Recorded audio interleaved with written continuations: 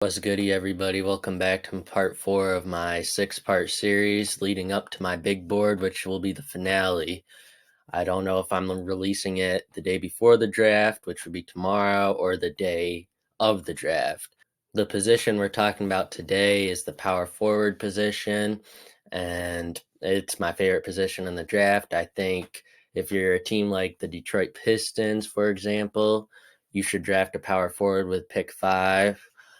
Like, this position is really deep. I think that it's underrated at times because there's so much depth here. But there's 4 guys that I really think could be really good NBA players, if not superstars. And that's what I'm going to be talking about today. So, without further ado, let's get into it. So, if you've been keeping up with my channel, if you're following my TikTok, if you've watched all my videos on YouTube, you know that my favorite prospect in the NBA draft is 18-year-old GG Jackson or Gregory Jackson. I do not care what you call him, but I have him as my second-ranked prospect on my big board. However, I do believe that in a great situation, he could become the best player in the draft. Yes, I said that. Over Wembanyama, over Scoot, he could be the best player. He is the youngest player in the draft. He is supposed to still be in high school. He had an interesting year at South Carolina, but he didn't get the publicity because his team was terrible, and that caused him to be more inefficient than you would have liked because he had a higher usage rate. With that usage rate, you're only going to become inefficient, especially when you're not on a very good team and you're going to be relied upon to take more shots.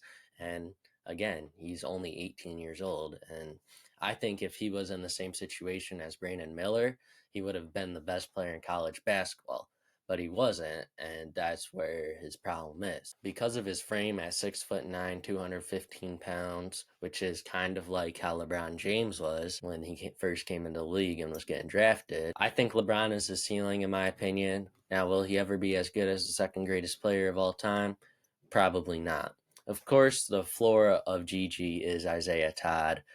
Exactly. None of you know who this dude is. Todd has been in the G League, I think. He just wasn't in the right situation that you would hope for. If I were to tell you that there is a 6'9" rim protector that could space the floor and shot almost 40% from 3, and he was in this draft, would you have him as a top 5 prospect in the draft? Yes, you would, and you can't tell me you wouldn't. And that is why I have Taylor Hendricks, who is all that, as my 4th-ranked prospect on my big board. Matter of fact, he is over Brandon Miller because of the defensive upside for Hendricks. Hendricks is very explosive and athletic, which is what you need in order to survive in the NBA. And most guys that are like that can't shoot, and Hendricks just shot 40% from 3. There is a clear reason why he is climbing boards, and many people are still doubting his talent. Now, I have an all-time power forward as a ceiling of a player comp. His ceiling is a modern version of Kevin Garnett. I love that player comp so much, but his floor is what we get from Christian Wood, an athletic Christian Wood. The third best power forward prospect is Jarace Walker, who is definitely the best win now prospect in the whole entire draft. However, there isn't a really high ceiling for him, and that is why I have him as my 9th-ranked prospect overall. I think his defensive versatility will eventually lead to him having multiple championships when his career is over. Because he will have a championship level impact at his ceiling, I have his ceiling as prime Draymond Green. I honestly think he will be a Draymond 2.0, but not as intense when it comes to flagrants and other antics. The floor is Jalen Williams, who came out of Arkansas last year, and he is a great defender with a high IQ, but doesn't have the NBA level offense to make a two-way impact. So if I'm a team that's rebuilding, I'm not going to draft Jarace Walker unless you're ready to take that next step towards competing and possibly making the playoffs or the play-in tournament. This year might be the best year for G League prospects that we have seen so far.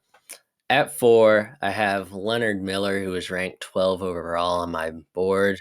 I think he could play the 4 or the 5 in the NBA and will definitely be able to be a double-double machine due to his physical nature and his height at 6'10". He is pretty underrated as all the G League coverage was centered around Scoot this year for the right reason. but I think he needs more recognition because he could turn out to be Bam Adebayo at his ceiling. The floor, in my opinion, is Marvin Bagley, but at least he won't be considered a trash bust because he won't even go in the top 10, even though you could make an argument that he should. Low key, a good fit for him would be the Thunder at 12, but who knows what the Thunder are going to do. The final prospect I have, I'm going to be quick about. He's arguably a small forward, but I have him as a power forward because that's where he played in college for the most part. And it's Jalen Wilson. I think he could be a top player in the draft because he's going to bring the same intangibles that Christian Braun just brought to the Denver Nuggets in their championship quest. And because of that, I think Jalen Wilson's going to be a quality NBA player. He is ranked 24th on my big board, and his ceiling is definitely Jay Crowder, in my opinion, because they both play with a certain type of energy that could bring a lot of leadership to a team. And let's be honest, Jay Crowder can sometimes be a knucklehead, and Jalen Wilson has had his time being a knucklehead. If you don't remember last year, he was away from the team because of certain things off the court. His floor could very well be his former teammate Christian Braun, though, but he needs to be put in the same situation as Brown was, where he can compete right away, because there's not really a high upside with Wilson, but there is a quality NBA player there. Thank you for watching part 4 of the 6-part series. If you haven't watched parts 1, 2, or 3, please go watch them. They are definitely worth your time. None of these videos have been really long, but they're leading up to the big board, and that's going to be my main priority. And then also, I am going to be live streaming the draft on YouTube, and I hope you join me for that. Make sure you share that with your friends and anybody who could be interested, because I am trying to grow my channel. And thanks for watching. As always, it's been Bold Hoops with Jay Hoopa.